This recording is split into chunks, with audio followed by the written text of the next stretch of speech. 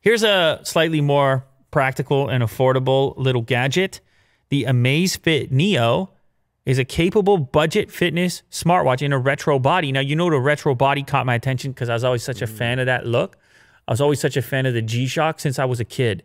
I always liked a sort of rugged, rubberized type of tactical looking watch.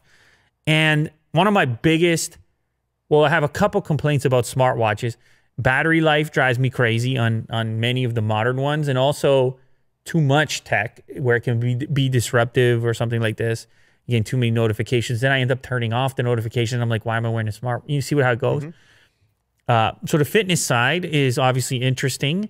And this one is able to do that. It has the heart rate tracking. So that's in there if you want it. The price of this thing is also incredibly attractive if you're into the styling. Available for $40. Wow. And here's the cool part, Will.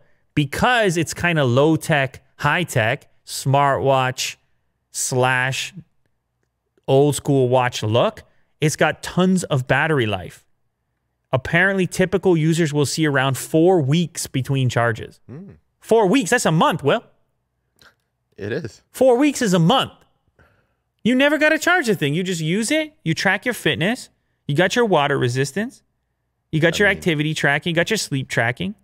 And you got the around-the-clock heart rate monitoring. You can also, you don't have any GPS or anything like that, but you can also get basic call and message notifications on it. I see.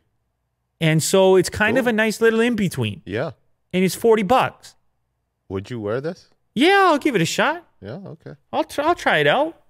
Anyway, I just, every so often you want to bring the budget-minded thing in there. It's you got a $40 find. I don't know.